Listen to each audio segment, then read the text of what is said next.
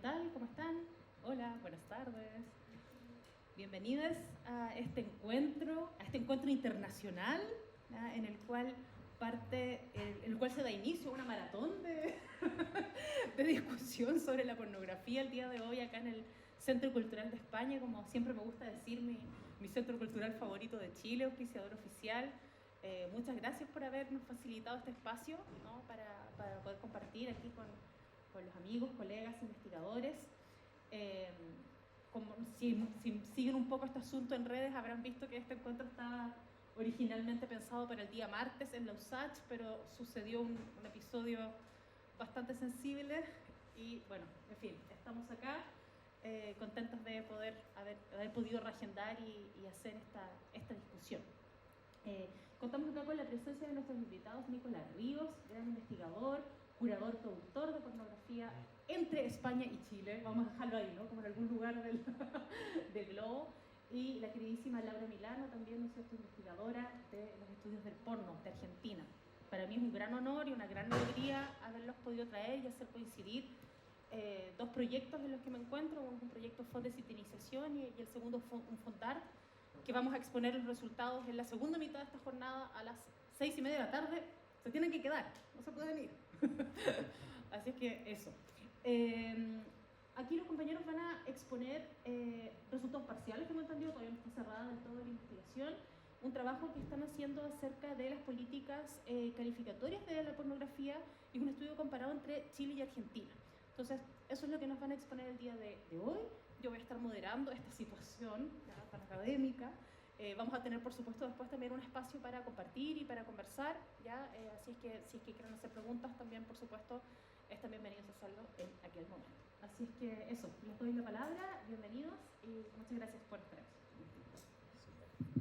Bueno, gracias Val y Silvan por esta semana de actividades que nos han reunido a muchas personas a discutir sobre un tema del que muchas veces se habla, pero no se profundiza. Aparece en todas partes, pero nos cuesta mucho trabajo abrir espacios para su discusión en entornos que permitan analizar las diversas capas de un fenómeno cultural y apasionante como es la pornografía y su estudio, ¿no? Y parte de eso es lo que intentaremos compartir un poco hoy, yo y Laura. Así que bueno, arrancar los agradecimientos por haber hecho posible estas actividades y este encuentro particularmente, ¿no? Agradecer también al Centro Cultural de España, porque se necesitan espacios que abran las puertas para este tipo de actividades y que no tengan miedo a las discusiones que se abren, porque son fundamentales, especialmente los tiempos que corren. Como Val ya adelantó, me gustaría tomarme algunas palabras para comentarles un poco desde dónde hablo y también pasarle luego el micrófono a mi compañera Laura para que nos cuente un poquito también ella de su trabajo, porque creo que siempre en estas materias es relevante dar cuenta desde dónde uno se acerca a las temáticas que nos convocan, ¿no?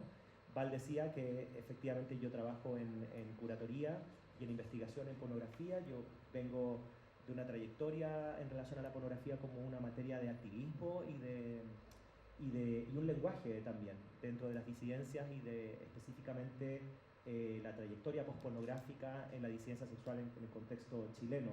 Es lo que me apasionó para, en primer lugar, relacionarme con la pornografía como un lenguaje político, como una táctica también de irrupción en el espacio público, de la mano de amigues, colegas, y eso fue derivando con el tiempo en una intriga sostenida sobre el lugar que la pornografía ha ido teniendo en los debates más amplios, ya no solamente en el campo de los activismos, sino ya cuando desbordan y se empieza a discutir sobre pornografía en los espacios más institucionales.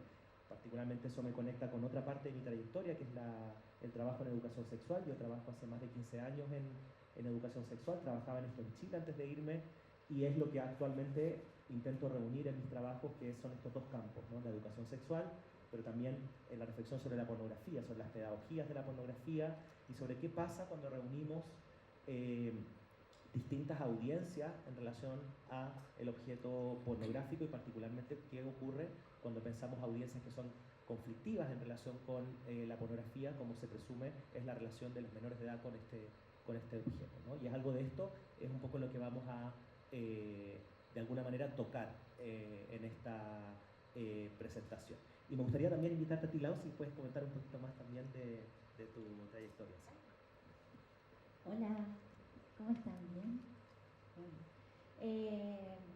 Bueno, muchas gracias por acercarse esta tarde y obviamente también me sumo a todos los agradecimientos al equipo pornocientífico y al espacio también por hospedarnos. Bueno, hace ya muchos años que también estoy vinculada a los estudios en torno a la pornografía, pero desde el contexto argentino, un poco también en estos cruces entre los activismos y la academia, pero además de eso, tratando de entender cómo se configuraban ciertas experiencias y prácticas más artísticas, nombradas en su momento como pospornográficas, muy involucrada con todo eso durante mucho tiempo a la par de estar investigando, pero también, honestamente, una de mis preocupaciones más recientes tiene que ver también con la educación sexual y por eso tanto el vínculo con Nico de pensar justamente cómo estos temas de lo pornográfico o cómo el fenómeno pornográfico tensiona, se encuentra, se desencuentra con la educación sexual actual, contemporánea, ¿no? Si bien lo que vamos a hablar hoy no es específicamente de eso, seguramente en nuestra conversación surja alguna mención al respecto porque también son temas que nos interesan a ambos. Esta semana fue, así como fue una semana intensa, de mucha discusión, de mucho encuentro. Es lindo también como empezar a encontrarnos con personitas que veo que están acá muy activas desde el campo artístico, desde la investigación, así que espero que este sea como una instancia de otras más próximas, como vengo diciendo en estos días. ¿Le damos? Le damos. ¿La Sí. Bueno, entrando propiamente tal ya en lo que vamos a presentarle hoy. Esta presentación surge, como dijo Val, de un avance de ya un año de investigación, podemos decir propiamente tal. Surge de un proyecto precisamente de la línea de investigación del Fondo Audiovisual y que es un proyecto que, si contamos un poco la historia previa, viene de la experiencia nuestra y particular mía en los desafíos a los que nos enfrentamos cuando queremos abrir espacios para la apreciación de las pornografías críticas, alternativas, experimentales, independientes en un contexto como Chile. Algo que yo no dije de mi trayectoria es que además soy uno de los fundadores de la muestra de cine excéntrico, una muestra destinada precisamente a esto, la circulación y apreciación de lo que llamamos pornografías críticas, y en la trayectoria de la organización de Excéntrico, desde el año 2019 en adelante, pero incluso antes, cuando trabajaba en otros festivales, particularmente en el Festival Cine B, estoy hablando del año 2010, 2011, la experiencia de trabajar en los festivales de cine es una oportunidad también para entender cómo se regula el cine, y muchas veces las regulaciones las vamos entendiendo en la práctica de exhibir. Y en la práctica de exhibir cine, particularmente cuando decidimos años atrás abrir una sección y empezar a crear ventanas de exhibición para lo que podía llamarse posporno, porno feminista, porno queer, o más tarde, como nosotros hemos llamado, pornografías críticas, nos encontramos con que existe una regulación en Chile. Y esa regulación es una regulación que depende de una ley, que ya vamos a detallarla, pero que es todo un aparato que lo que hace es definir cómo puede circular lo pornográfico, qué condiciones tienen que cumplir los espacios en los que circula lo pornográfico, y detrás de eso hay una definición de lo pornográfico. Y todo esto constituye una regulación en torno a cómo se entiende lo pornográfico, quiénes pueden acceder a él y cuáles son las normas que tienen que seguir quienes lo exhiben. Y la fascinación que significó encontrarse con esa regulación es el puntapié inicial de esta investigación. Porque, como vamos a mostrar, algo que muchos que investigamos en pornografía sabemos es que la pornografía es un campo de debate y de disputa política y cultural. Y eso muchas veces se cristaliza en legislaciones, pero muchas veces esas legislaciones cristalizan cuestiones más amplias que no tienen que ver con la pornografía, sino que tienen que ver con la regulación de la sexualidad. Y esto es lo que nos convocó a desarrollar este proyecto de investigación junto con Laura, que fue no solo investigar el caso chileno, sino ponerlo en diálogo con el caso argentino. ¿Por qué ponerlo en diálogo? Porque como la van a ver en la presentación, hay diferencias, pero también en compararnos y en dialogar aparecen elementos muy atractivos que de alguna manera le agregan sabor a este debate y discusión en la que estamos, que es justamente controvertir, ¿no? ¿Qué es lo que entendemos por lo pornográfico? Por tanto, lo que vamos a ir haciendo en esta presentación es un poco mostrarles, ¿no?, lo que ha sido este proceso de ir rastreando, explorando cómo se regula la pornografía en dos territorios, en Chile y en Argentina, y qué es lo que se ha desprendido de este diálogo, de esta comparación, que nos habla de nuestras propias historias locales, pero también que nos habla propiamente de cómo podríamos teorizar en un sentido situado lo que entendemos por la pornografía en estos contextos. Verán que hay un título, y aquí ya vamos a entrar un poco en la materia, y el título refiere un poco a, bueno, lo que ha resultado un poco de esta primera etapa de investigación. Bueno, me permitís, voy a volver un cachito atrás, porque hablar de las ruinas, y por eso quiero dejar esta imagen de fondo, nos trae así como un montón de asociaciones, ¿no? Como algo que ya se está rompiendo, destruyendo, algo casi como del pasado, como esta medio casi como una especie de ¡ay, hola!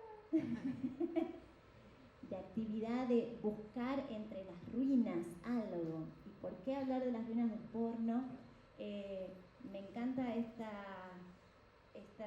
momento en el que estamos viendo a personas que están viendo otra cosa. Eso siempre me parece muy divertido, pero verán que es una sala bastante despoblada la que está detrás nuestro. Y no vemos las condiciones edilicias de ese edificio, pero si pensamos en ruinas hasta podemos imaginarlo, ¿no? Ponerle espacialidad, olores, temperaturas. Imaginar las ruinas también es dar cuenta de algo que se está muriendo. Lo pongo así entre signos de interrogación. ¿Y por qué hablamos entonces de las ruinas? O decidimos llamar así esta charla que compartimos hoy con ustedes, ¿no? Esto fue como una especie de intuición que surgió al principio de esta investigación. Nos referíamos a estudiar las ruinas puntualmente para hablar de las políticas de calificación de la pornografía en Chile y en Argentina, pero en el cine y en la televisión, ¿no? Entonces, claro, ahí aparece este gesto medio arqueológico, estábamos jugando a eso también, que nos entrega algunas pistas. Decimos que hablamos de las ruinas para referirnos a los sistemas de calificación, ¿no? De exhibición de lo pornográfico, entendiendo que también el contexto actual nos corre hacia otro lado, ¿no? La circulación digital, el internet, aporta otras lógicas, otras dinámicas, que parece que la sala de porno o la exhibición de ciertos contenidos sexualmente explícitos en televisión no fuera el tema principal de estos tiempos. Y por eso creo que nos interesaba, para ver qué había ahí. En ese sentido, no es que las ruinas estaban, es una operación nuestra, también por eso digo, es un juego nuestro de empezar a ver cómo en la medida que vamos investigando estas políticas, también nos damos cuenta que se empiezan a transformar a la par que las estamos investigando. Nos ha pasado un poco esto, ¿no? Ya vamos a entrar más en detalle, pero íbamos metiéndonos en el tema de la calificación cinematográfica, hablando con los actores que participan activamente en este procedimiento de calificar, por ejemplo, películas, y se iba transformando a la par que íbamos hablando con la gente. Casi que se nos desvanecía en las manos, ¿no? Y en ese sentido es que esta investigación que está en proceso también se está transformando a la par que lo hacemos. Pero especialmente hay algo que podríamos decir que es una pequeña hipótesis de este momento de la investigación, que es que analizar esas ruinas, esto que parece que está desapareciendo, esto que parece que está muriendo, o se está transformando radicalmente en el contexto de Internet, de circulación en Internet, también no es una cuestión solamente de fascinación con algo que ya pasó, ¿no? Como de mirar el pasado, sino que nos tira pistas de lo que está pasando en este momento. Y ahí, bueno, lo ven ustedes en pantalla. Las imágenes, voy a hacer una pequeña aclaración, las imágenes que van a ir apareciendo, que no las vamos a explicar, pero tienen que ver también con estos hallazgos de los archivos, archivos periodísticos, archivos de actas que van a empezar a aparecer, tal vez nombremos alguna cosa así, pero bueno, también nos hablan de otra economía mediática, ¿no? La prensa hablando de los cines y las salas pornográficas.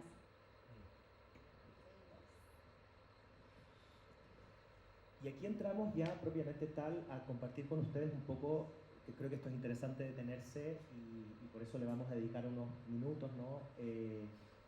A caracterizar un poco cuál es la arquitectura de la regulación de la pornografía puntualmente en cada uno de los países y qué relación tiene eso con sus sistemas de calificación.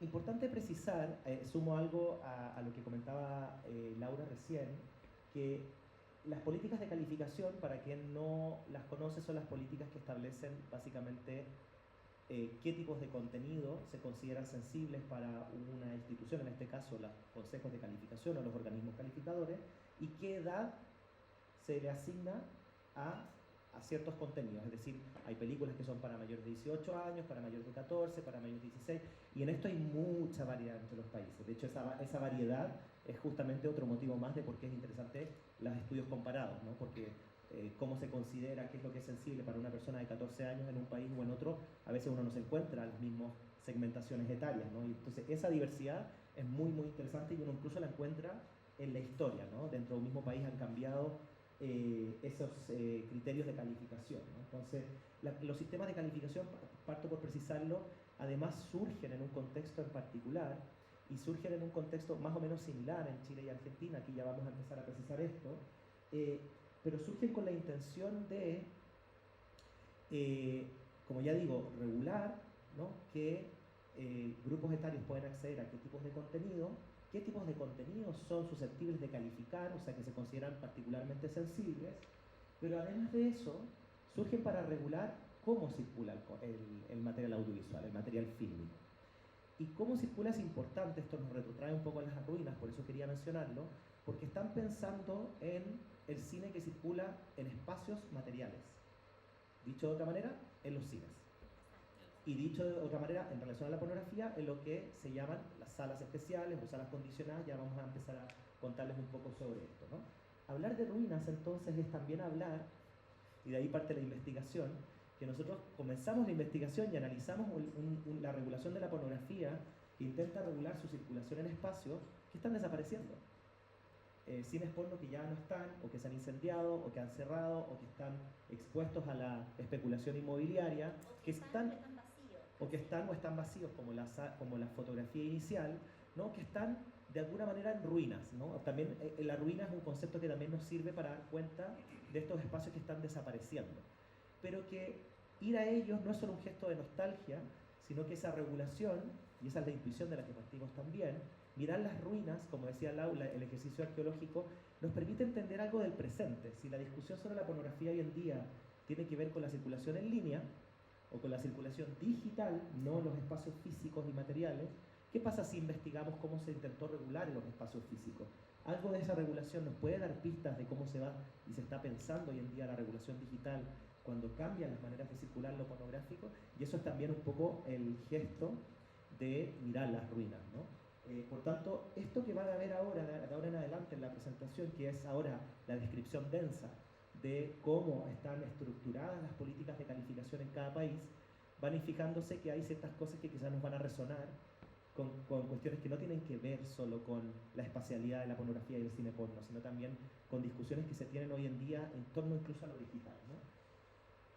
En el caso chileno, bueno, aquí, como dice Lau, es interesante detenerse en la foto, y esta foto es interesante para partir porque es un acta de calificación. Y esta acta de calificación la rescaté yo personalmente yendo al Cine Mayo antes de que se incendiara.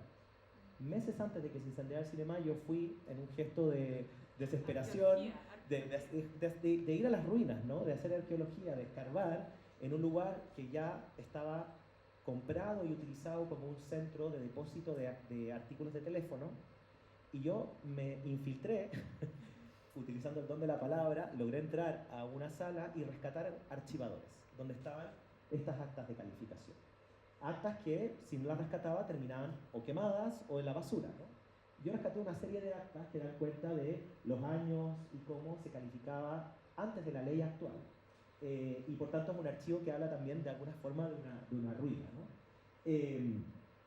Y para contarles un poco sobre los antecedentes de la calificación en Chile, hoy en día lo que tenemos funcionando en Chile es una ley que se promulgó en el año 2003, que es lo que está detallado aquí abajo, que es una ley que crea el sistema de calificación vigente.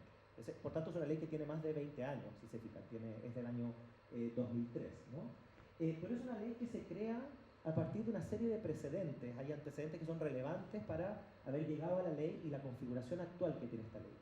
Y es una ley que surge con la intención de superar, ¿no? Ese será el propósito de la ley, de superar un conjunto de prácticas de censura que venían marcando la relación del Estado de Chile con contenidos que se consideraban sensibles o que debían ser, respecto a los cuales debía protegerse a las audiencias, ¿no? Y eso es una historia que viene desde el año 1925. En 1925 recién comienza la primera constitución de un consejo de, en este caso, censura cinematográfica, ¿no?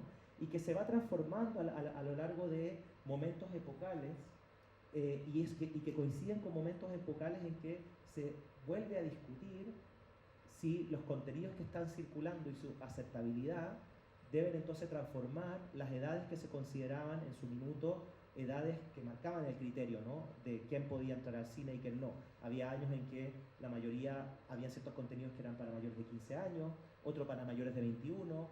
Las personas jóvenes o estudiantes universitarios en distintas épocas van debatiendo, ¿no? Su derecho a acceder a ciertos contenidos, y eso va transformando las edades que recogen los sistemas de calificación hasta llegar a las actuales, que son no recomendables para menores de 7 años, para mayores de 14, para mayores de 18. O sea, todas estas transformaciones etarias de los criterios etarios de los sistemas de calificación se van transformando de la mano de también la movilización social y en este caso del reclamo de ciertos grupos respecto a su derecho de acceso y de goce, ¿no? Y de apreciación de ciertas producciones culturales. Pero todo esto se produce hasta antes del 2003 de la mano de la capacidad del Estado, en este caso, de censurar.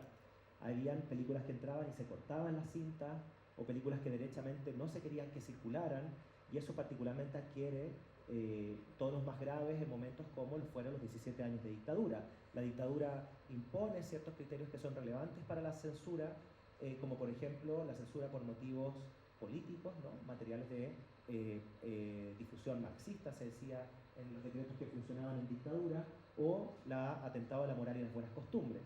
Lo interesante es que después de la transición democrática de la dictadura, o sea, estamos hablando ya de los años 90 en adelante, con la transición democrática continúa funcionando uno de los decretos que permitía la continuidad de la censura cinematográfica.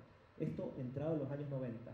Y para quienes en esa época recordarán, eso va de la mano de una serie de escándalos que se producen a lo largo de los años 90. La última tentación de Cristo. Por ejemplo, esto está muy bien narrado en algunos libros, como por ejemplo uno que escribió José Miguel de la Parra, que es sobre la censura del cine en Chile, ¿no es cierto? Y que cuentan películas que fueron polémicas y que precisamente no se permitió su circulación por las atribuciones que todavía tenía el Consejo de Calificación Cinematográfica, las atribuciones de censurar, de hecho. Y esos escándalos que se dan a lo largo de los años 90, que nuevamente van de la mano de un reclamo de la sociedad civil por que las películas no se censuren, deriva en la creación de la ley.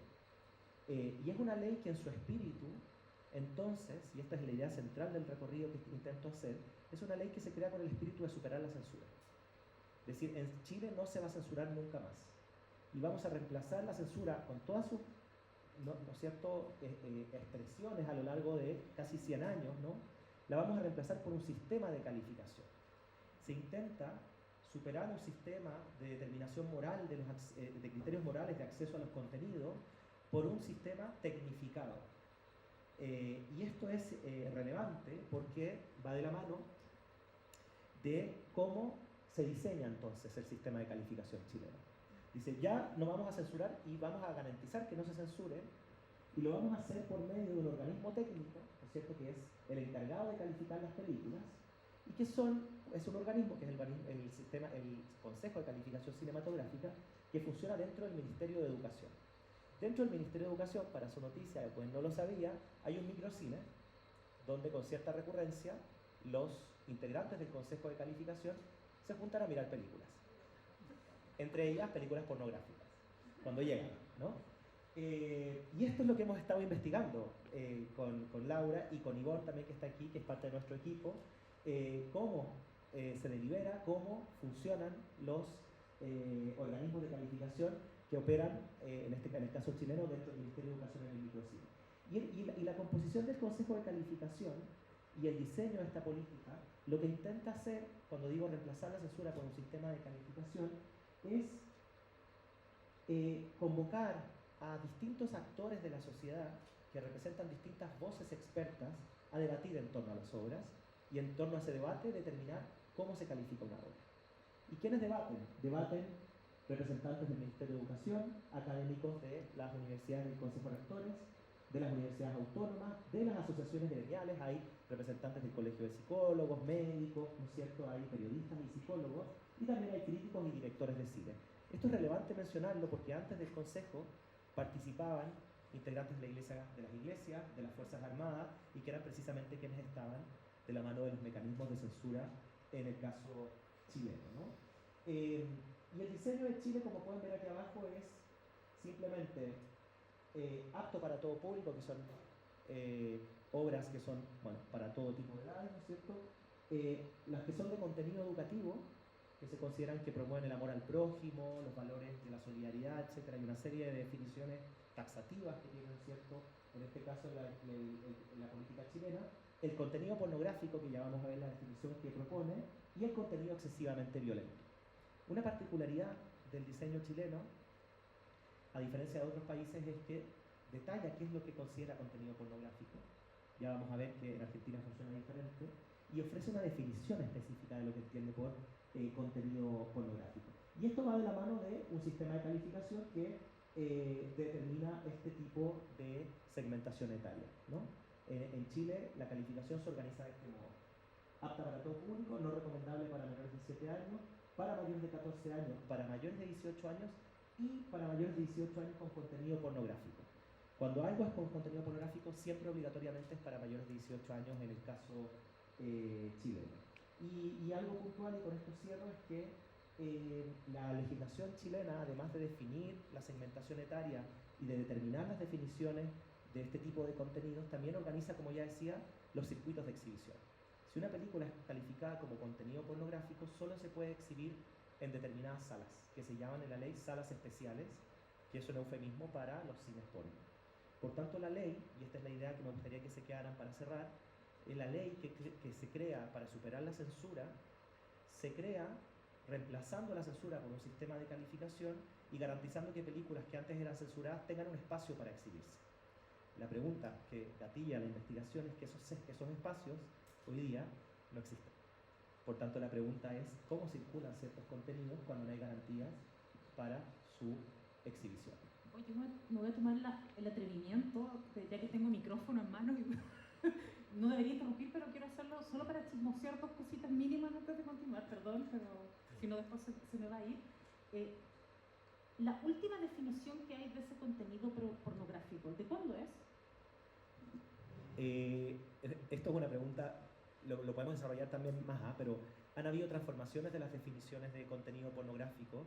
La actual que se utiliza es del año 2003, que es el año que se promulgó la ley. Perfecto, la que vamos Pero a revisar. existen una serie de otras definiciones sobre pornografía y transformaciones en esa definición que vienen desde la ley del Consejo Nacional de Televisión. Ajá. Y que son definiciones que surgen en los años 90 y que han tenido al menos 3 ciclos de transformación hasta llegar a la definición que es la misma que maneja el Consejo Nacional de Televisión y el Consejo de Calificación Cinematográfica, que las vamos a mostrar un poquito más adelante. Perfecto. Y el último chismoseo que necesito saber es ¿qué condiciones tienen que tener estas salas especiales? Como que me imaginé como ¿qué es la diferencia en términos de lo especial que son de otro tipo de salas? Tienen que tener un baño especial, no sé, como... Sí, tienen que tener baños separados, tienen que estar a más de 500 metros de establecimientos educacionales, tienen que cumplir una serie de condiciones de la publicidad sobre las películas. O sea, por ejemplo, si la publicidad es de películas pornográficas no pueden salir hacia la calle, ¿no es cierto? Claro, hay una serie de reglamentaciones arquitectónicas y urbanísticas como las que acabo de señalar, que son las que la misma ley describe, ¿no? Como esto de las distancias con los establecimientos educacionales, entre otras cosas. ¿Sí? Perfecto, perdón. Continúo. Uy, nos pasamos. Ahí está. Spoiler. Ahí está. Bien. Genial. Habrán visto que cuando presentamos hace unos minutos hablamos de cine y televisión, ¿no? Porque bueno, la investigación en la que estamos contempla justamente la calificación de contenidos pornográficos en cine y en televisión. Pero en esta presentación de hoy nos estamos metiendo, habrán visto, de lleno al mundo de cine, ¿no? Y calificación cinematográfica de cine. Y obviamente de cine para su exhibición en sala, ¿no? Como el sistema más tradicional. Por eso hago una aclaración bastante básica, pero como estamos tan acostumbrados ya a que contenidos audiovisuales, no sé, ficciones, las vemos por plataforma, no llegamos ahí todavía. Estamos en las ruinas reales. Y por eso es que estamos hablando de los sistemas de calificación. Y acá es donde empieza a aparecer el interés en comparar, ¿no? Comparar el panorama que contó Nicola, de cuál fue la historia de la calificación en Chile, cómo es hoy, cómo se compone el grupo de expertos, de calificadores, de personas que son los que miran lo que después vamos a ver nosotros como audiencia, ¿no? Hacen ese trabajo y también eso ya va a empezar a hablarnos de cómo definen su rol, cómo piensan su rol. Bueno, empezamos a ver qué pasa del otro lado, qué pasa en la Argentina. Para ver, bueno, similitudes, diferencias. Si bien dije que no me iba a meter mucho en detalle de la foto, amerita también, porque se ve, ustedes lo ven mejor que yo. Acá en este se ve chiquitito. También son actas de calificación, bueno, como se hacían antes, ¿no? En unas hojitas, con máquina de escribir. Estas deben ser de los, 70, 80, no logro ver con precisión los años. 85. Bueno, en realidad son 3 actas de calificación de la misma película, Calígula. ¿Por qué son 3 actas de calificación? Porque según el momento en el que pasó por este grupo de expertos, que también sucede en la Argentina, ahora voy a entrar en detalle de eso, la calificaron diferente. En algún momento fue más 18, en algún momento fue más 18 condicionada, después fue más 18, entonces volvió al cine común y corriente. O sea, verán que la calificación también cambia, no es algo fijo, no es algo estático. Voy a volver entonces un poco sobre la historia de la calificación en la Argentina. Yo no me fui tan atrás en el tiempo, si bien hubo otros procedimientos de censura hacia principios del siglo XX, quiero poner más que nada el énfasis en estas dos, ¿no? Porque también son las que nos hablan de los tiempos más contemporáneos, por decirlo de algún modo. En primer lugar, del ente de calificación cinematográfica y después de la ley 26052. ¿Y por qué las contrasto? Porque justamente en la historia de nuestro país, y esto pasa mucho, por ejemplo, en, no sé, en bibliografía vinculada a la historia del cine, a la historia de los medios, a la historia de la censura misma en Argentina, en periodos democráticos, autoritarios, etc., siempre se habla sobre el ente, así hasta aparece como una figura, personaje, el ente y el censor del ente también, ¿no? ¿Por qué? Porque el ente de calificación cinematográfica, así se llamaba el organismo, que funcionó en aquellos años que tienen ustedes ahí, entre los 60 y los 80, fundamentalmente fue un órgano de censura. Digamos, su tarea principal tenía que ver justamente con cortar, modificar, prohibir ciertas películas según los criterios del momento. Pensemos que eran años de gobiernos autoritarios, con intermitencias en el medio, no es todo de corrido, porque hubo varios periodos autoritarios con breves instancias democráticas en el medio, pero el ente duró todo este periodo.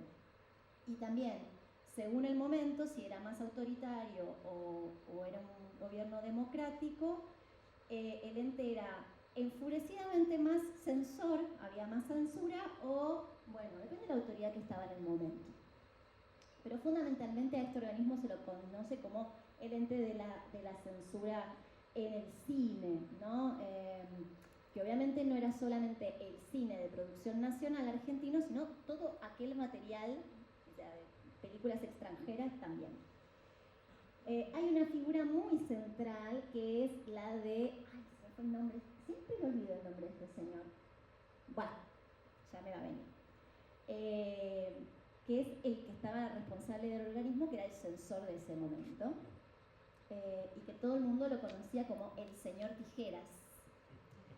No era una alusión a... no tenía nada que ver con la disidencia sexual, no. Era el señor Tijeras porque cortaba las películas. Y él además se vanagloriaba, hacía alarde de la censura que hacía sobre las películas. No, censuré 100 y pico este año, bueno, sí, todo obviamente por el bien y la moral del pueblo argentino, ¿no? Esto funcionó, como yo dije, en periodos de intermitencia democrática y autoritaria, pero justamente la facultad era la de la censura previa. Ahora, ¿por qué la ley 23052 es el contraste? ¿Qué pasó en el año 84? Fue el año del retorno democrático, ¿sí? Termina el gobierno de facto, la última dictadura militar, la más cruel que hemos tenido en la Argentina, no la única, pero sí la última y la más cruel, que obviamente ejercía censura no solamente sobre el cine, sobre el arte, sobre el periodismo, la literatura, obviamente sí, pero bueno, una vez que el retorno democrático del 84 empieza a poner como en valor, uno de los valores principales era la libertad de expresión, justamente para oponerse al periodo de censura en la cultura, se discute y se promueve esta ley, ¿no? Y esta ley disuelve el ente, ya no existe más, y a partir de ahí se crea el Instituto Nacional de Cine y Artes Audiovisuales, que es lo que se conoce como el INCA en Argentina, que hoy, bueno, está en un momento muy complicado también. Obviamente es el que regula la producción cinematográfica nacional. Pero dentro del INCA, una de las tareas que promueve esta ley es establecer un sistema de calificación, ¿sí? Que ya no sea censura previa, que ya no sea el capricho de un censor o un señor Tijeras, sino que establezca un sistema tecnificado, igual que como contaba de Chile, Nico, pero por edades, ¿sí? Obliga a recalificar todas las películas censuradas. Por eso es que Calígula tuvo 3 calificaciones distintas, ¿sí? Después del 84 volvió a verse en el cine. De hecho, creo que era la primera vez que sucedía así. Y esa ley no se modificó hasta hace poco. Y ahora después desarrollo hasta hace poco. Pero fíjense que es una ley del año 84 con un sistema de medios y de cine del 84. No existía internet, no estamos hablando de las plataformas, nada. Es, digamos, calificación cinematográfica ochentosa. Y hasta el día de hoy casi que seguimos con ese sistema. Ahora, si hablamos entonces de cómo es el sistema actual o más o menos actual, en Argentina, primero tenemos que decir que al igual que como contaba Nico en relación a Chile, allá no hay un consejo, sino que es una comisión, la Comisión Asesora de Exhibición Cinematográfica.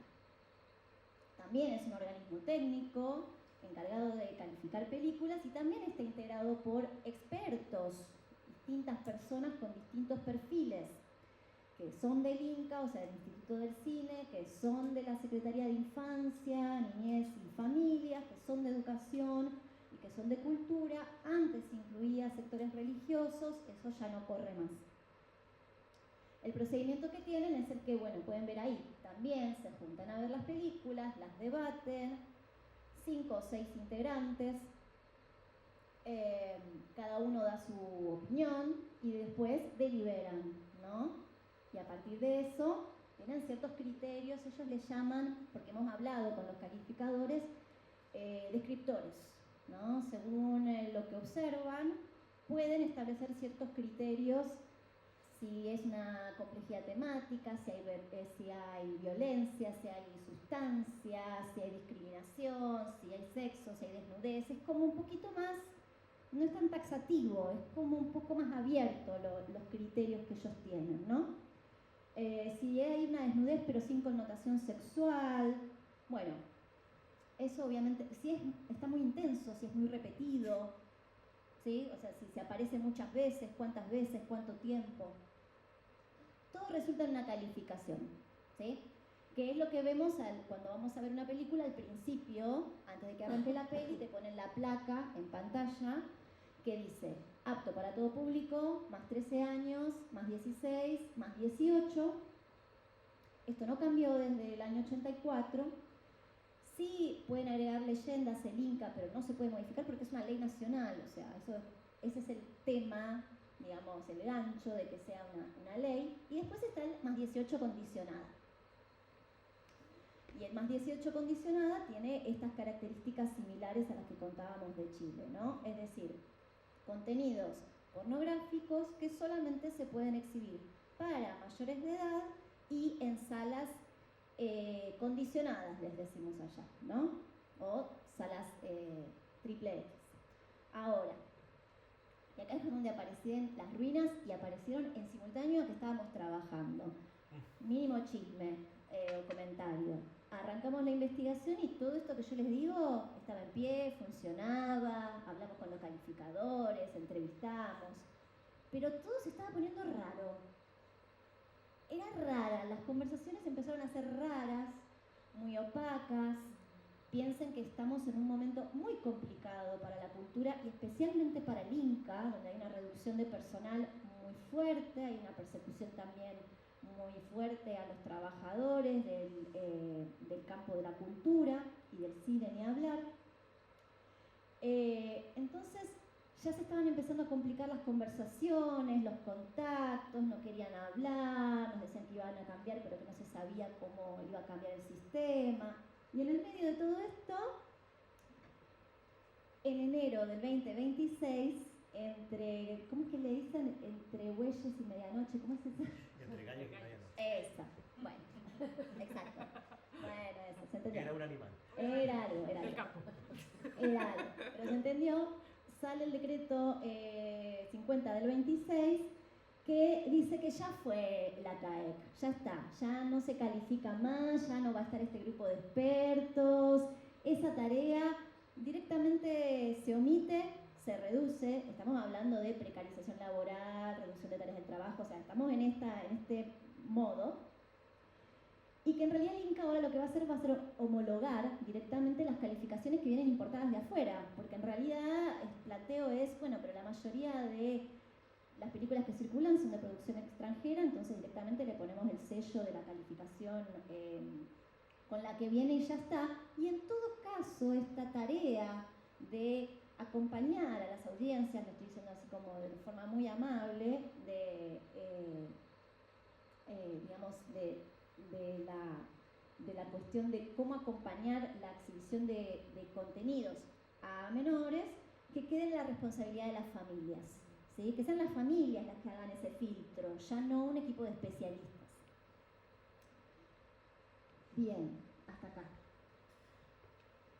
Quizás como un ejercicio de recapitular algunas cosas que yo creo que son interesantes de lo que hemos tratado de presentar, ¿no? Hasta este punto, antes de pasar propiamente a algunos de los ejes analíticos, ¿no? que vamos desprendiendo del trabajo de investigación que hemos hecho.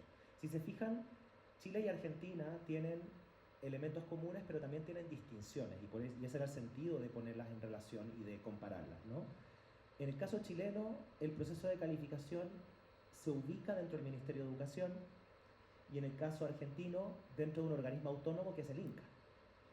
En el caso chileno, los calificadores, los miembros calificadores, si bien se determinan por concurso, su remuneración es un trabajo que se financia proporcionalmente a las películas que califican, pero ese financiamiento proviene del pago que las personas hacen cuando quieren que su película se califique.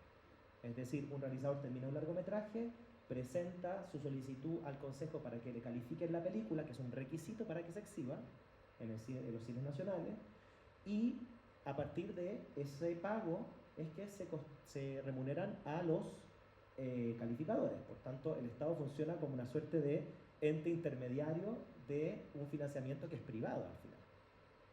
En el caso argentino, son funcionarios públicos. Y no reciben, claro. Agrego sobre este bocado, no reciben una paga aparte, o sea, ellos son funcionarios públicos de distintos organismos, como puse acá arriba, entonces es como si fuera una especie de comisión de servicio, ellos van a hacer tarea de calificadores, pero en realidad su sueldo se los paga el organismo en el que tienen contrato. Eso. Esto creo que es interesante precisarlo porque implica dos lógicas de Estado muy diferentes de cara a la calificación y de cara al rol que se le atribuye al Estado como tutor del campo de la visualidad, ¿no?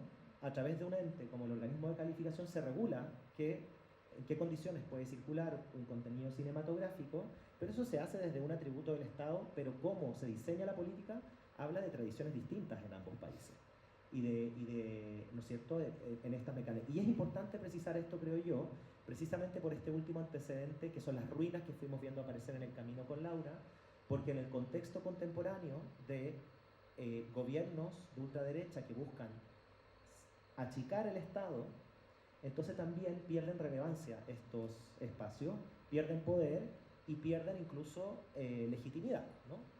Se banaliza el proceso de calificación y queda de la mano de otros procesos y se privatiza incluso. Esto es algo que estamos como en proceso de análisis, porque es muy reciente, ¿no? Tenemos como el cadáver de la CAEC ahí todavía tibio. Y estamos analizando un poco lo que esto implica y también vigilando lo que puede pasar aquí, que eso también es interesante de mirar, ¿no? Y aquí pasamos propiamente a... Nosotros nos hemos interesado en dos cosas a propósito de analizar cómo operan los diseños de calificación en cada país. Se pueden analizar muchas cosas, pero nosotros nos hemos enfocado en dos cosas que nos han interesado particularmente. Uno es las definiciones de lo pornográfico en cada contexto, y lo otro es cómo se usa lo pornográfico. Es decir, cómo se ponen a trabajar esas definiciones o las regulaciones al momento de determinar qué contenidos pueden circular y de qué manera. Y aquí ha sido fundamental el diálogo que hemos establecido a lo largo de un año de trabajo con los calificadores. Esto no lo hemos contado, pero llevamos un año entrevistando a calificadores de Chile y de Argentina, es decir, a los miembros de la CAE y a calificadores del Consejo de Calificación Cinematográfica en Chile. También hemos entrevistado a gente del Consejo Nacional de Televisión, pero no es el foco de lo que estamos presentando hoy día. Entonces, respecto al primer foco de análisis, Una de las primeras cosas que yo ya spoileaba un poco antes y que llama la atención, fue un punto de partida de esta investigación, tiene que ver con las definiciones, de cómo se define y se entiende el contenido pornográfico, ¿no? O lo pornográfico. Y antes de pasar un poco a este análisis, nos parecía interesante compartir ciertas cautelas, ciertas precisiones, ¿no? Ciertas advertencias que nos hace el campo de estudios críticos en pornografía respecto a lo que es el estudio de lo pornográfico, ¿no? Y esto es algo que ya un poco le hemos ido mostrando en esta primera parte, ¿no? ¿Qué dicen los estudios críticos en pornografía? Que las definiciones sobre la pornografía son inestables. Un objeto se puede haber calificado como pornográfico en una época y en otra época deja de serlo. Eso lo vemos a partir de la historia de las calificaciones. Cuando se recalifican películas en periodo de apertura democrática, dejan de ser censurables y pasan a ser más accesibles a un público más amplio, pues dejar de ser ubicados en el ámbito de lo obsceno y entran en el campo de lo popular, por ejemplo, ¿no? Y se pueden mirar en salas comunes, lo pueden ir a ver personas mayores de 14 años, por ejemplo, cosas de ese tipo. Entonces, esto es propio, es una advertencia que hacen los estudios pornográficos, ¿no? Que hay una inestabilidad propia en la definición de la pornografía, ¿no? Lo que define la pornografía cambia en el tiempo, cambian los contextos, de ahí el interés de mirar dos contextos distintos, vamos a ver algo de esto un poco más adelante, y por tanto, definir la pornografía siempre es un campo de disputa. Y esto es particularmente lo que hemos visto cuando rastreamos las definiciones, cómo se define lo pornográfico y cómo se entiende lo pornográfico, es algo que se narra de maneras muy distintas entre los distintos calificadores, ¿no? Por tanto, la pornografía siempre, la manera en que la definimos es propia de una época, de un momento, es contingente en ese sentido, ¿no? Y no es una experiencia universalizable. Vamos a ver, ¿no es cierto?, en la comparación esto surge de manera bastante clara. Y más allá de regular, en este caso, por ejemplo, las películas que se consideran como con contenido pornográfico, no es solo la definición de la pornografía o lo pornográfico, no es solo algo que regula lo audiovisual en este caso, sino que más allá, cuando uno lo analiza, regula la sexualidad en un sentido más amplio. Regula qué es lo que podemos ver, qué es lo que se presume que las imágenes nos hacen y por qué esos efectos que le damos a la imagen se vuelven importantes de controlar, ¿no? En este caso, como ya lo decía, desde la tutela del Estado y desde el rol de, en este caso, los organismos calificadores, ¿no? Por tanto, decimos que la pornografía es un concepto, una idea, que siempre se aplica sobre objetos que son variables. Y en relación a esto, ya lo podemos ver cuando comparamos Chile y Argentina, porque Chile tiene una particularidad que lo diferencia de Argentina, que tiene otra particularidad, ¿no? Y es que en Chile existe una definición de contenido pornográfico, que es la definición vigente que se utiliza tanto en el organismo de calificación de cine como en el Consejo Nacional de Televisión también, ¿no? ¿Y qué es la definición que pueden ver ahí? Dice: la exposición abusiva o grosera de la sexualidad o la exposición de imágenes obscenas con interacciones sexuales más o menos continuas que, manifestadas en un plano estrictamente genital, constituyen su principal fin. La definición es muy enredada, pero hay cosas fascinantes en ella, ¿no? Y son esos elementos fascinantes los que están como el motor, de alguna manera, que empuja esta investigación que compartimos, ¿no? Que tiene que ver con... Nosotros cuando entrevistamos a los calificadores les preguntamos: ¿usted cómo califica el contenido pornográfico a partir de esta definición? Siendo más preciso, ¿qué es una exposición grosera de la sexualidad? ¿Nos puede explicar usted qué es esto? ¿Qué es una imagen obscena? Y por supuesto es una pregunta que pone en aprietos la calificación. Y esto habla de algo que advierten los estudios críticos en pornografía, que pueden haber definiciones, pero luego están las apropiaciones que hacen los propios calificadores de las definiciones y sus propias concepciones autorales sobre lo que la pornografía es, ¿no? Entonces, por eso, cuando les decimos que uno de los focos de la investigación fue mirar las definiciones, más allá de lo que la definición intenta capturar, es cómo esa definición se pone a trabajar en la mecánica de la calificación. Cómo las personas dicen: esta película tiene contenido pornográfico, haciendo trabajar esta definición. ¿Y qué nos encontramos? Que están estos usos, apropiaciones. Hay calificadores que no conocían la definición, no sabían que su rol de calificación se regía por unas definiciones técnicas que existen en una ley y un reglamento, y calificaban por olfato, ¿no? que esto es algo que es propio de la historia de la teoría de la pornografía. Hay gente que dice, no voy a definir la pornografía, pero si la veo sé lo que es. Entonces a veces definir la pornografía pasa por tomarle el pulso a los valores morales de una sociedad y lo que podría ser escandaloso o no. Entonces a veces la calificación se rige por ese pulso, no tanto por una definición técnica, ¿no?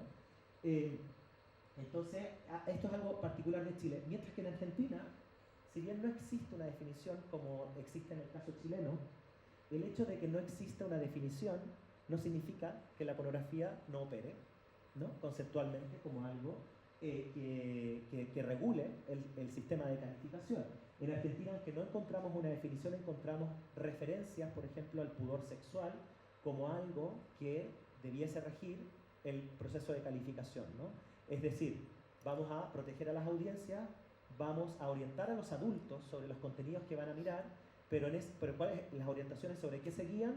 Sobre el pudor sexual. Ahí hay un concepto que aparece que es orientativo, ¿no es cierto?, del trabajo de calificación. Y aunque no existen criterios técnicos claros, sí que se evalúa, y esto es muy interesante porque apareció también en la investigación, uno puede intentar mirar si existe una definición de pornografía o no y cómo se pone a trabajar en la calificación, pero más allá de que algo se defina como pornográfico o no, lo pornográfico es un punto dentro de un extremo de la representación de la sexualidad. Entonces, aunque los calificadores pueden estar debatiendo si una película es pornográfica o no, igual debaten sobre el grado de representación de la sexualidad en una película. Y eso es parte de los debates que, sin debatir lo pornográfico, debaten entonces cuánto de las edades que tienen que definir sería adecuado según cuán explícita es la representación de la sexualidad, ¿no? Según cómo se evalúan las escenas por su recurrencia o intensidad, por ejemplo en el caso argentino, o, como en palabras de los calificadores, ¿no?, una alta explicitud en materia sexual se asumiría como pornografía, lo que decías, como un punto en un grado de la expresión de la sexualidad, pero si hay sexualidad con narrativa, se ubicaría en más 18, pero no necesariamente como pornográfica. Recuerden que pornográfico es algo que no existe una definición taxativa, ¿no? Por tanto, algo interesante, si bien en el caso chileno lo que se califica como pornográfico, como ya explicábamos antes, se va a las salas especiales, no se puede exhibir en las salas regulares, se tiene que exhibir en esa sala, por tanto es un mecanismo de organización de por dónde circula, ¿no es cierto?, la pornografía. En el caso argentino, y esto no lo precisamos y es importante decirlo, claro, otra de las diferencias entre Chile y Argentina es que el INCA, que es el organismo que califica, también tiene salas de cine en todo el país. Y existen salas que son las salas condicionadas, que sería el equivalente a las salas especiales en el caso chileno, ¿no es cierto? Y que son las salas a las que se van las películas que son calificadas como condicionadas, que es un eufemismo para llamar a las películas pornográficas, ¿no?, en el caso argentino. Entonces, esto fue algo que fue apareciendo en la investigación, que mientras en Chile podíamos rastrear y encontrar una definición y preguntar a los calificadores sobre cómo la ocupaban, en Argentina nos encontramos que existían salas donde se exhibía porno, las salas condicionadas, pero cuando nos empezamos a preguntar cómo las películas calificadas como exhibición condicionada llegaban a esas salas, no nos encontramos con lo mismo que en Chile, que hubiera un debate de los calificadores que dijeran, sí, recibimos una película pornográfica, dijimos que era pornográfica y se va a las salas condicionadas. Las películas como que pasaban, como dijimos nosotros, por una caja negra y se iban directo a las salas condicionadas. Es como si no pasaran por los filtros de la calificación. Es como si alguien, que no sabemos quién, un eslabón perdido en la cadena, un ente, pero en este caso un ente fantasmático, dijera el porno no pasa por la calificación, se va directo a las salas condicionadas. Quiero agregar sobre esto tres cosas. La primera es que me acordé el nombre del censor, lo googleé, que es Miguel Paulino Tato, que era justamente este personaje. Hay una película, todo. Bueno, el señor Tijeras, el que estaba detrás del ente, ¿no? Previo al 84. En segundo lugar, esto que comenta Nico de las salas. Las salas existen, muy pocas, y realmente son una ruina, realmente son una ruina.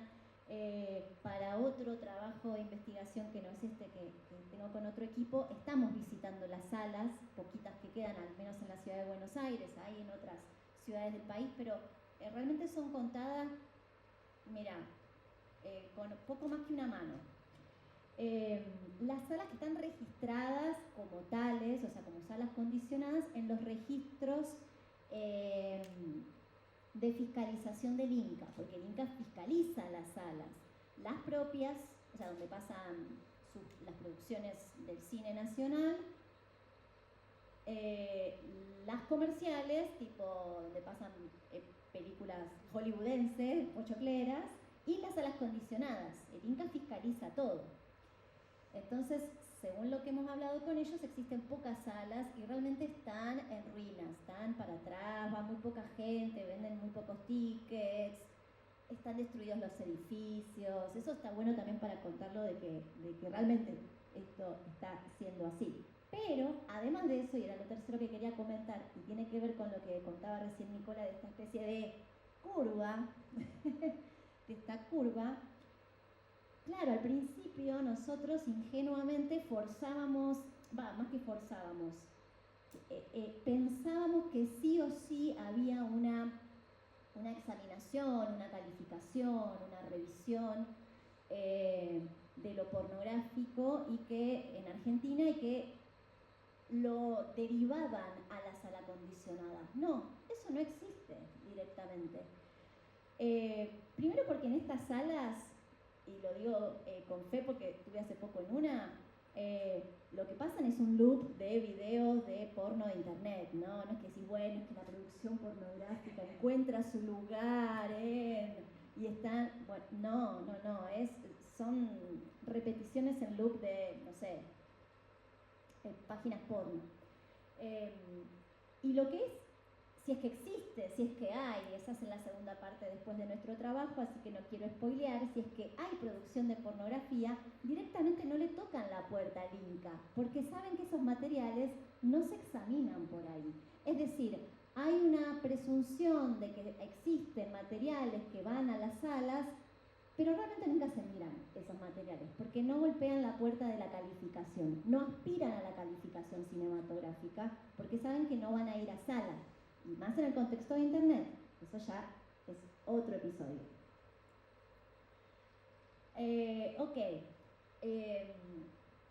Nuestro segundo foco de análisis tiene que ver, el primero es más con cómo se define y qué se tramita alrededor de esa definición, y lo segundo es cómo se usa, cuáles son los usos de lo pornográfico.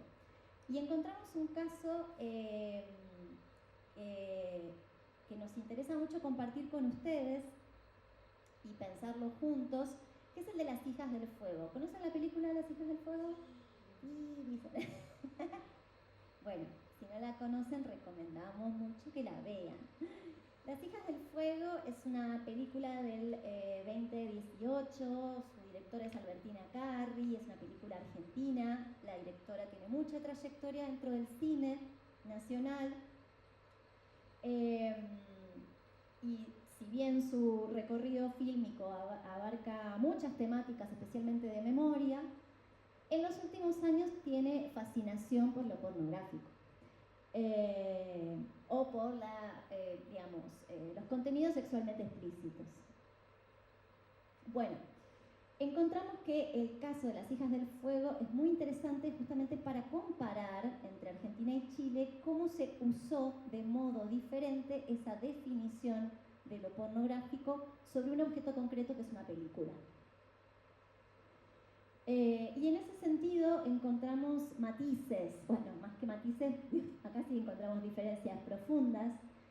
En el contexto, voy a arrancar por la derecha. En el contexto argentino, Las Hijas del Fuego fue calificada como más 18. De hecho, según los calificadores argentinos con los que hablamos, es una de las últimas películas que se calificó como más 18, porque después empezaron a ponderar otras cosas y casi todas son más 16 ahora, por distintas razones, pero recuerdan especialmente que cuando tuvieron que calificar, porque además hay gente que trabaja hace años haciendo esta tarea, así que se acuerdan de todo, no cambia, la gente sigue la misma, o seguía. Fue calificada más 18, pero para poder exhibirse en una sala tradicional. inclusive en las salas del propio organismo del Inca, que están en distintas partes del país, son salas públicas, salas comerciales y del circuito Inca. Inclusive, agrego un dato que no está acá en pantalla, ese año en el Festival de Cine Independiente, en el Bafisi, que da mucho reconocimiento a las películas y cortometrajes que circulan por ahí, Las Hijas del Fuego ganó el premio a la película nacional, la mejor película nacional. Es una película, por eso no la voy a spoilear, mírenla si no la vieron, de profundo contenido sexualmente explícito, pero además sexo disidente, digo, es una road movie lésbica hermosa, la amamos esta película. Y circuló por festivales y bueno, un montón de cosas. Ahora, si venimos de este lado, vemos qué fue lo que pasó en Chile con esa calificación. Fue calificada más 18, pero acá sí con contenido pornográfico, solo para exhibirse en salas especiales. Por lo cual podríamos decir, en Argentina no era porno, en Chile sí. En este caso sí, según lo que hablaban los calificadores del contexto chileno, fue la última calificada como pornográfica. Fíjense que acá hay algo medio similar, allá es la última calificada más 18, acá la última pornográfica en 2019.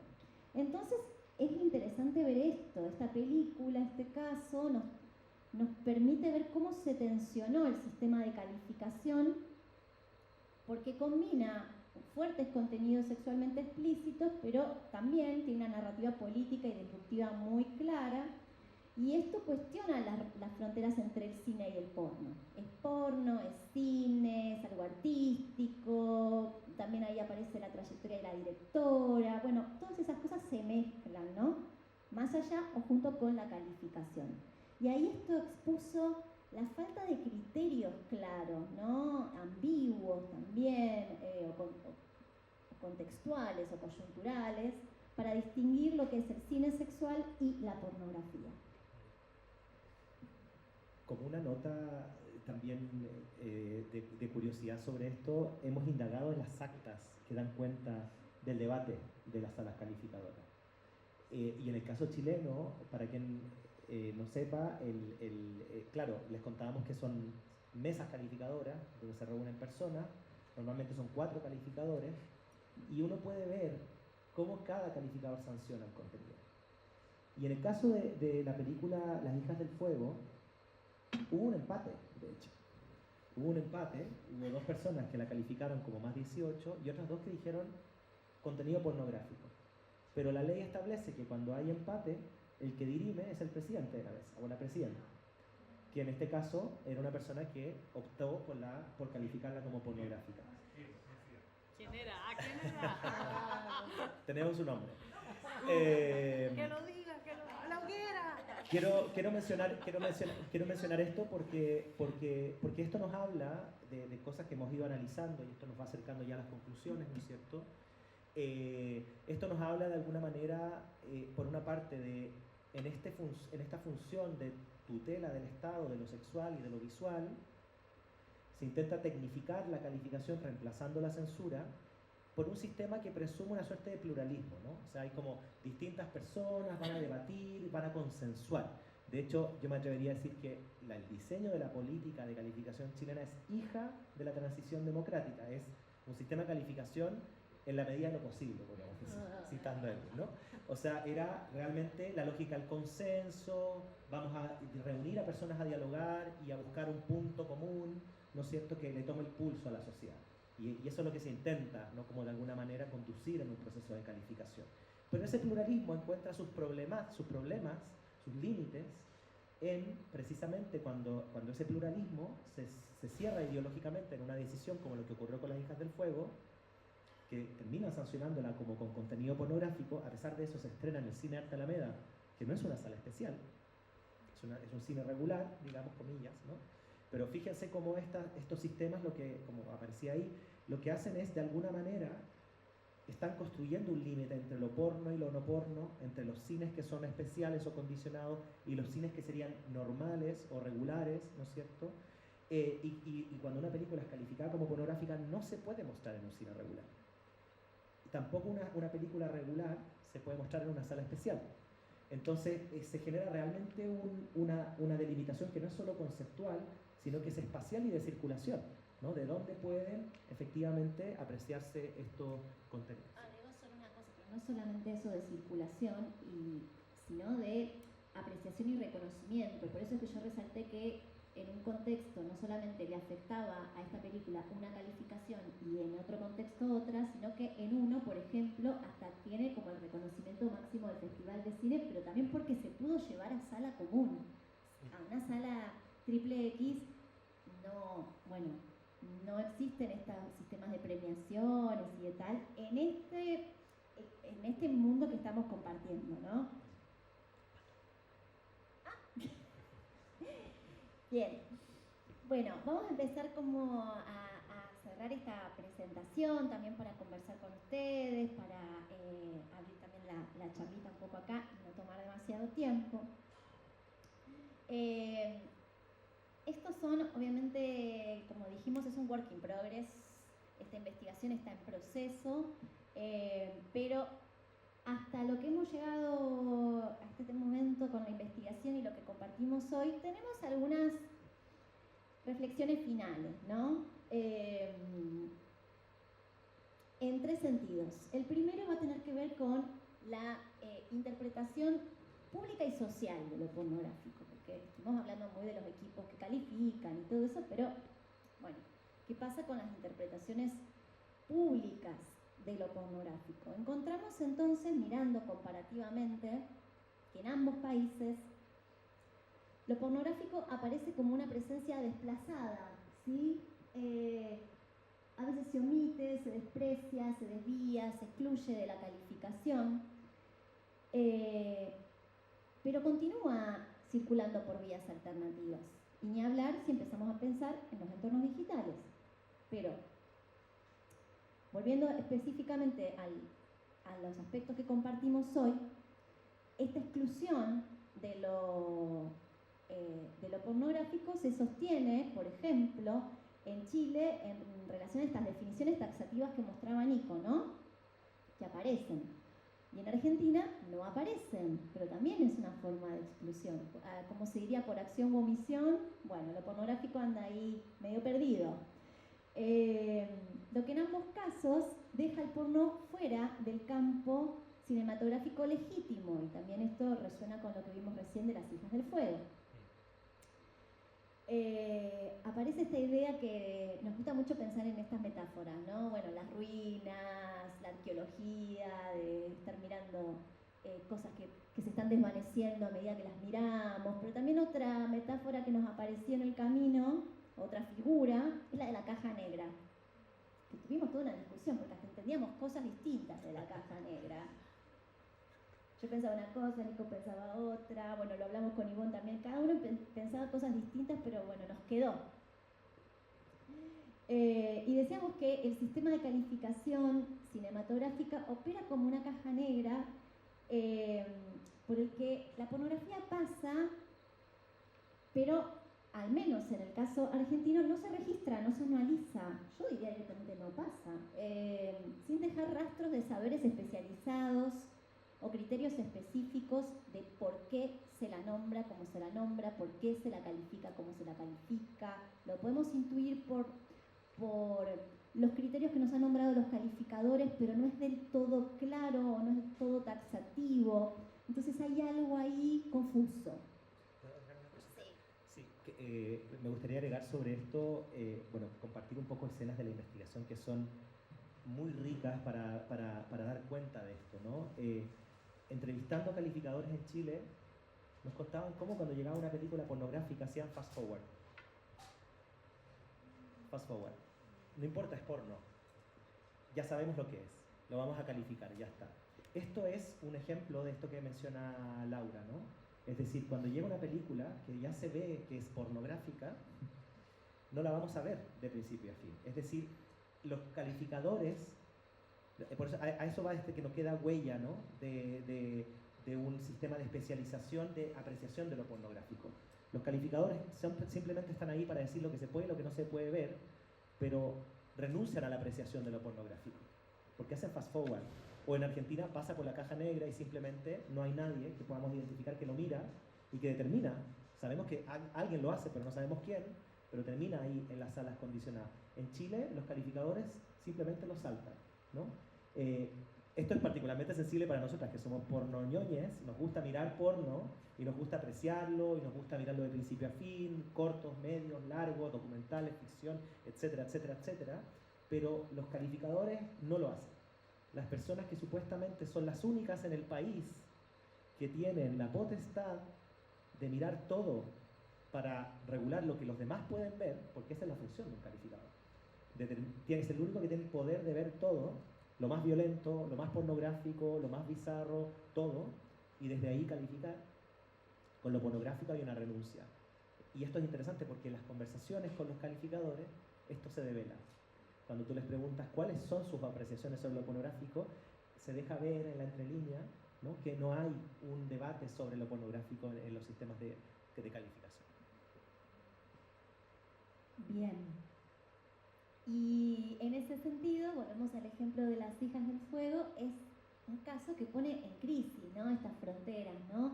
Articula sexualidad explícita, pero también narrativa, pero también política, o bueno, todo eso finalmente da un resultado muy político, y muestra la fragilidad de estos sistemas o estos criterios calificatorios, ¿no? Y una necesidad de actualizarlos. Y actualizarlos acá por esto, pero fíjense que todavía no entramos a la discusión de los entornos actuales por donde circula la pornografía, que nada que ver a todo esto. O bueno, no nada que ver, pero digo que abre sentido justamente para otros lados. Sí. Entonces, pensamos el segundo aspecto de estas reflexiones finales en relación a los sistemas de calificación como estas ruinas regulatorias, ¿no?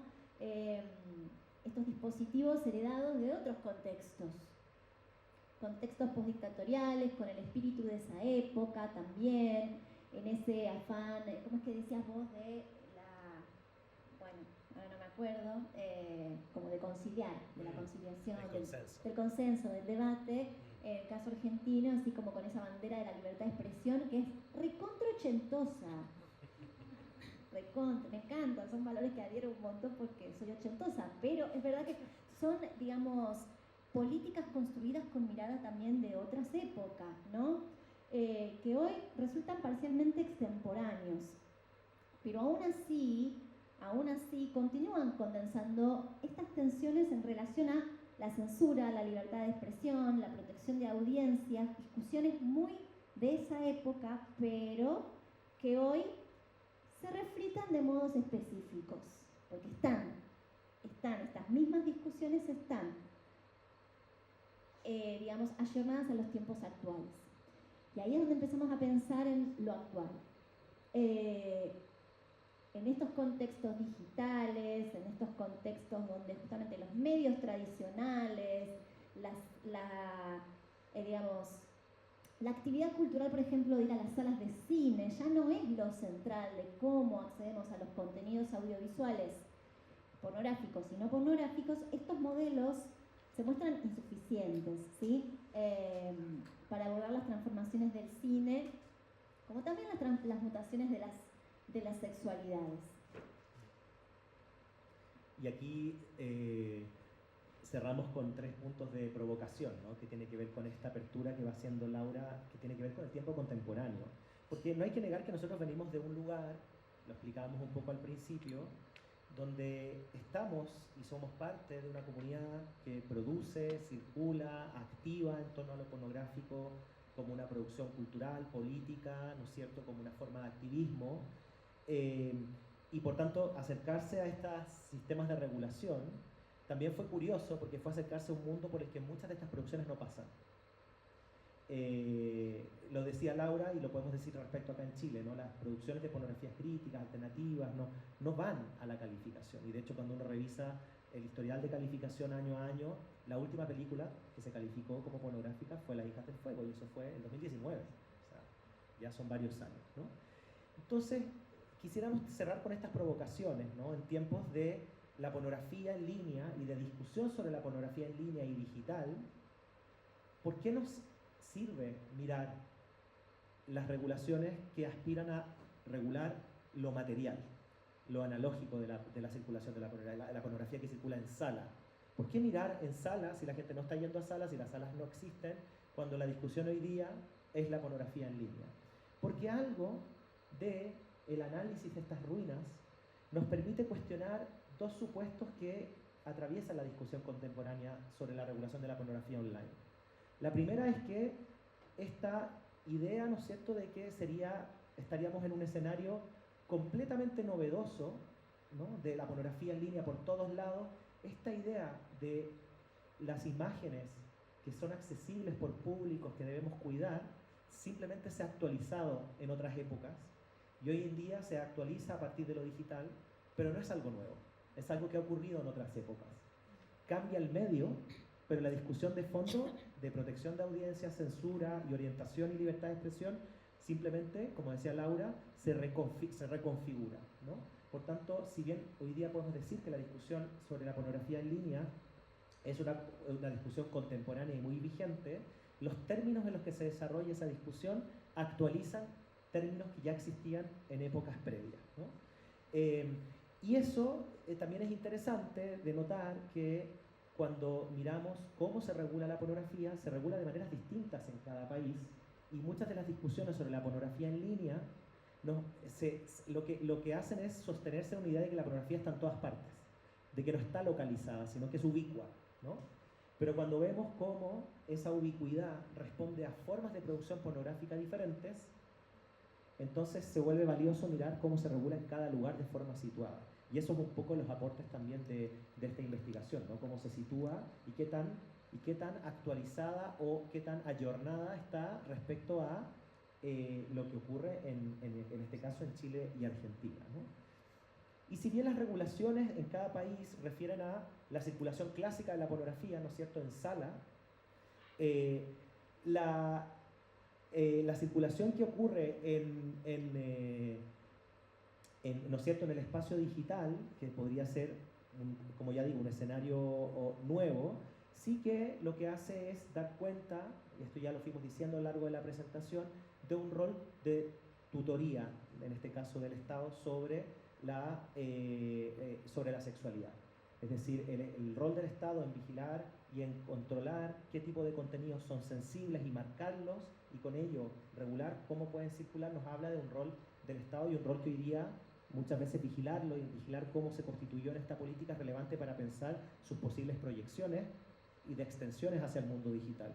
Eso también es una de las razones por las que quisimos mirar estas ruinas, porque probablemente todas estas discusiones de protección de audiencia, de qué es lo que se define como pornográfico o no, son lo que se va de alguna manera a extender hacia el mundo digital, ¿no?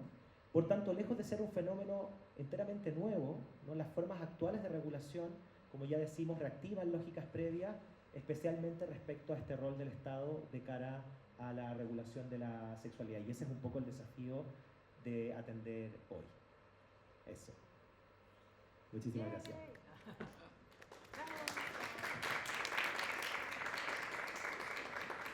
Acá tenemos fotitos de una sala allá de Buenos Aires. Pasillo de la sala X, exactamente. Buenísimo. Bueno, sumarme a los aplausos, a los agradecimientos por esta hermosa presentación. Yo había escuchado como un tráiler, ahora pienso, ¿no?, de esto en un congreso en Uruguay. Digo tráiler porque esos espacios para mí siempre son como el supermercado del conocimiento, como que 20 minutos, chicharra, se fueron, siguiente. Entonces, realmente fue como, uy, y recuerdo en ese momento, ¿no?, que me quedé como con muchas ganas de tener como ciertos intersticios, ¿verdad?, de chismosear en algunos detalles, porque como bien, ¿no es cierto?, lo han expuesto. Esto, claro, no tiene que ver solamente como con entender ciertos aspectos concretos de la ley, sino preguntarnos muy profundamente qué es lo que entendemos como pornográfico, y reflexionar. A mí también, hoy día me quedo también con otras dos cosas, ¿no?, como cómo lo pornográfico se asume que es algo que no se aprecia, ¿no?, y se asume que es algo que no es situado, como que todos lo recibiéramos igual en cualquier parte, ¿no?, y que de hecho no fuera algo analizable, ¿no?, como ya, voy a poner una porno, ¿qué voy a analizar? Yo voy a hacerme una paja, no voy a analizar, ¿no? Como que hay ciertos supuestos, ¿no?, que están muy, muy internalizados, siento yo, y que por lo mismo es súper importante de desengranar. En mi rol de moderadora y también en función al tiempo, yo quisiera, antes de aplicar yo mis preguntas de palo blanco, pasar la palabra a ustedes. Si hay algo que alguien quisiera comentar, alguna pregunta que tuvieran. Sí. Vamos. Sí. Ay, no Te sé escuchamos, si te escuchamos tenemos bien. micrófono para allá. Don Héctor, tenemos por casualidad. Tiene. Ahí te paso. Muchas gracias. Gracias. Muy amable. Gracias. Hola. Eh, Yo quería volver a una pregunta que me surgió sobre a partir de las conclusiones, cuando hablaban de actualizar, claro, las categorías se actualizan, ¿no? Y se reactualizan en función de eso. Y asociado a lo que decía Laval sobre que todo finalmente está situado, que se esté analizando. ¿Cómo ven ustedes o cómo creerían que debería jugar justamente, o si a lo mejor entra, porque yo llegué un poquito más tarde, entonces dentro de vuestras investigaciones, el hecho justamente de que esté situado implica que en cada sociedad, ¿cierto?, se han construido, no sé, miradas, historicidades propias, ¿no?, categorías que heredamos desde, no sé, otras metrópolis o centros. Yo nos considero a nosotros un poco más periferias, y a veces periferias dentro de las periferias, ¿no?, que sería esto también. Entonces, por ahí, ¿cómo ven ustedes que ¿desde dónde habría que tomarlo? ¿Cómo considerarlo? ¿Cómo lo consideran ustedes? Eso. Gracias. Me expliqué, pero... Sí, creo que sí. Yo voy a dar mi opinión sobre esto. Ay, está apagado, ¿no? ¿Hola? ¿Se escucha? Sí, sí, sí. Hola, yo estoy.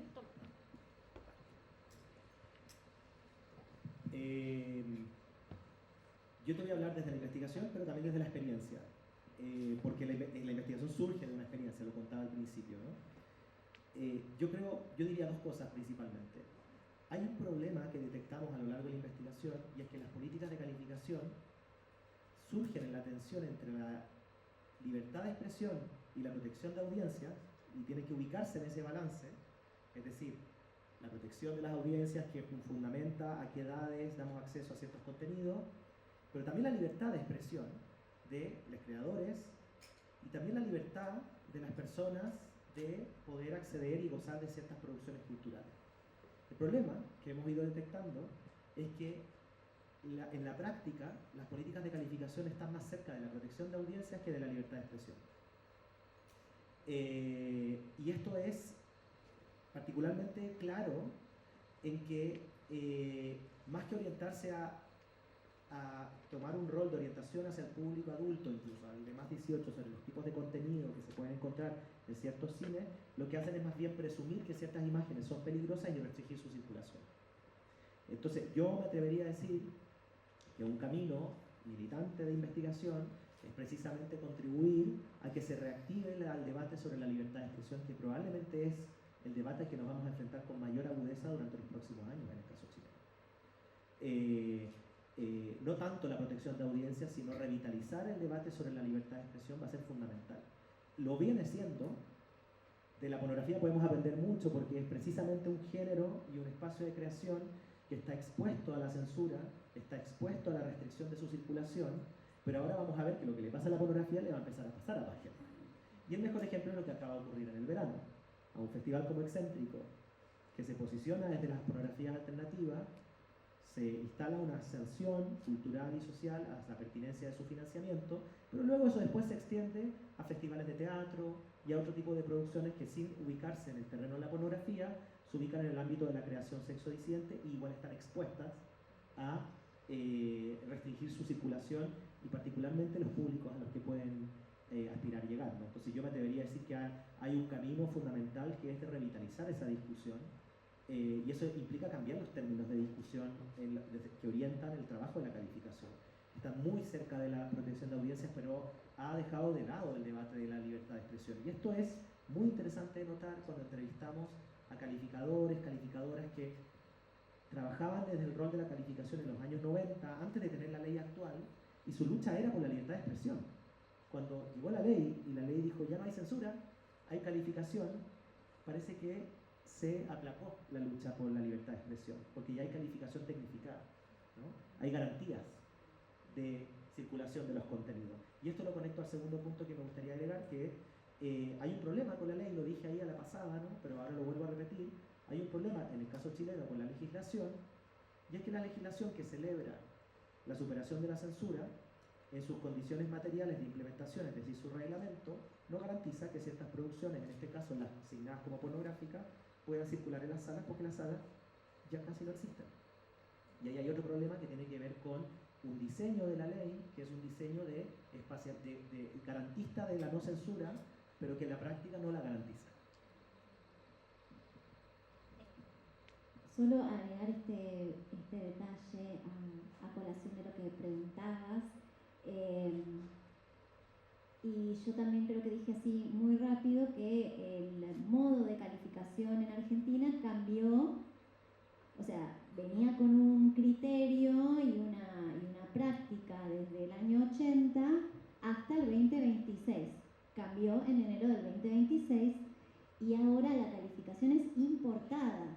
Entonces ahí toca el tema, me parece que vos dijiste, los calificadores, inclusive desde sus palabras, decían que, bueno, la valoración que ellos hacen o que hacían de las películas para ver qué calificación tenían, también tenía que ver con la idiosincrasia, con poder hacerle como una mirada, una lectura desde cierta, bueno, sí, como contexto particular, de forma situada,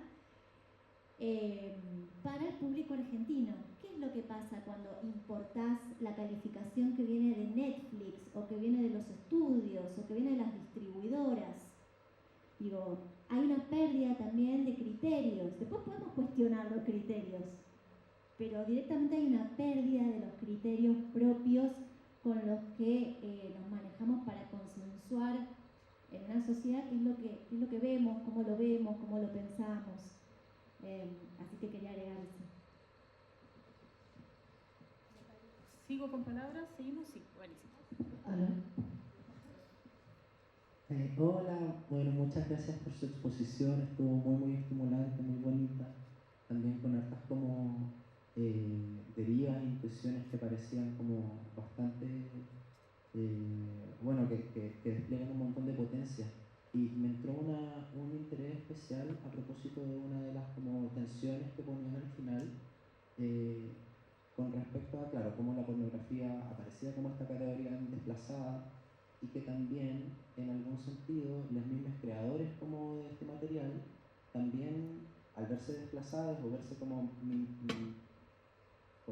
despreciadas en el fondo, como por estos entes reguladores, por estos sistemas de clasificación, también los eludían en el fondo y dejaban de esperar a que estos sistemas los calificaran, sino que parecía que tomaban como esta otra estrategia en el fondo para que no se coapte su material como tal, que opere fuera de él. Y también en qué sentido, por ejemplo, o sea, la pregunta realmente va con cómo aprecian ustedes este fenómeno como entre la regulación y eludir la regulación, y cómo también estas creaciones empiezan a tomarse otro espacio, que quizá ya no sean las salas de cine, pero sí son las exposiciones en casas de arte, en casas de artistas, como en espacios autogestivos, casas tomadas, etc. De cómo también empiezan a repoblar como este otro sector como del mundo creativo en el cual también circulan las pornografías críticas. Eso, muchas gracias. De nada. Funcionaba al final. Volvió. Volvió. Ese es el estudio 2. Esa es la parte 2 en la que estamos metidos ahora, que empezamos con esta segunda parte este año, que es, bueno, ahora, ¿qué es lo que pasa con los realizadores, realizadoras, productores, programadores de festivales, pornografías críticas, etcétera? Porque también, como dijo Nico, venimos de ese mundo nosotros, ¿no? Trabajamos ahí, son nuestros colegas también, entonces bueno, si todo esto existe, y además todo esto existe en ruinas, ¿qué es lo que pasa con la otra producción y con la otra circulación? Puntos suspensivos para la próxima conferencia. Quisiera agregar algo respecto a tu pregunta, que me parece interesante precisarlo también, y es que también la investigación nos ha permitido, yo creo, acercarnos a una teorización singular de la censura. Ya lo decía antes, ¿no? Una ley que se crea y una regulación para superar la censura, vemos que en su práctica permite que las cosas se sigan censurando, pero de otra manera, porque no hay condiciones habilitantes para la circulación de ciertas obras. Pero también esto permite pensar otra cosa que está implícita en lo que tú mencionabas, y es que también rastreando en diálogos con realizadores,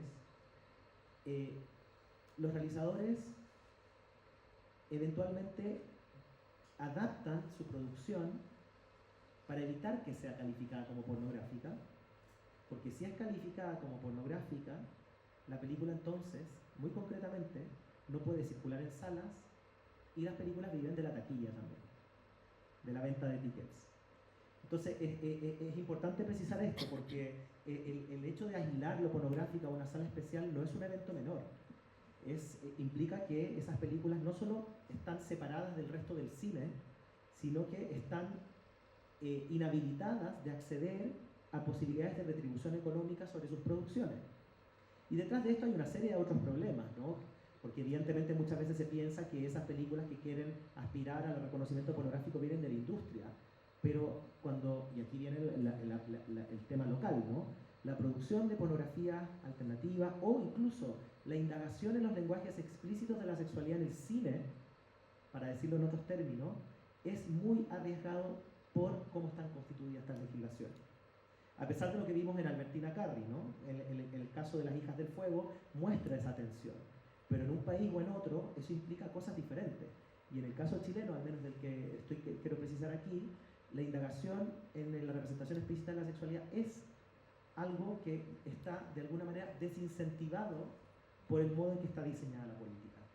Porque si una película termina siendo calificada como pornográfica con todas las dificultades que tiene la definición que acabamos de mostrar, entonces implica todo ese circuito que no le permite a la película ni entrar en circuitos de reconocimiento, ni entrar en, ¿no es cierto?, en posibilidades de retribución económica, y eso impacta en una serie de otros elementos, en festivales, en muestras.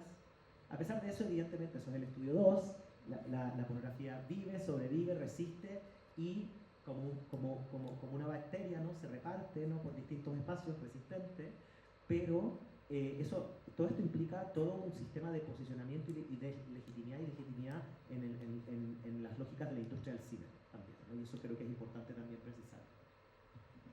Super. Voy a tomarme la facultad nuevamente de ser el ente calificador y incluso más que ello el ente regulador de esta jornada, porque como bien saben, nos estamos ya solapando con la actividad que viene a continuación, a la cual les invito, por favor, es más, quédense por favor a la actividad que viene a continuación. Vamos a seguir hablando sobre pornografía, esta es la gran maratón del porno chileno, así que continuamos en el fondo profundizando, ¿no?, sobre... Bueno, vamos a continuar también indagando sobre cómo definir lo pornográfico y las tensiones que aquello genera, ¿ya? A propósito también de ciertas problemáticas de lo pornográfico en el caso que vamos a exponer luego, ya directamente metiéndonos hacia la web 3.0, ¿sí? Entonces, bueno, voy a lamentablemente tener que cortar, ¿ya? Invitarles a un cafecito corto que tenemos afuera justamente para hacer un pequeño break, para quienes tengan frío también ahí, reponer un poquito de fuerzas. Y decirles, por supuesto, a quienes se quedan y quienes continúan con nosotros que obviamente van a seguir nuestros invitados acá, entonces las preguntas que a lo mejor ahora yo haya tenido que cortar, hacerlas posteriormente. Dos cositas que quiero recordar. Está aquí mi asistente, mi dulce padawan, Dulce Fulor, haciendo, a propósito de las calificaciones, miren, esto también es interesante, lo que está sucediendo a propósito de lo que acabamos de hablar, en vivo y en directo. El Ministerio nos pide un control de edad. Asegurar que todas las personas que están acá tienen más de 18 años. Entonces hay una lista circulando, digo el Ministerio porque es quien financia esta jornada. Entonces les pedimos por favor ayudarnos y registrarse en esa lista que está corriendo, ¿sí? Entonces bueno, muchas gracias. Les invitamos entonces a este pequeño cafecito.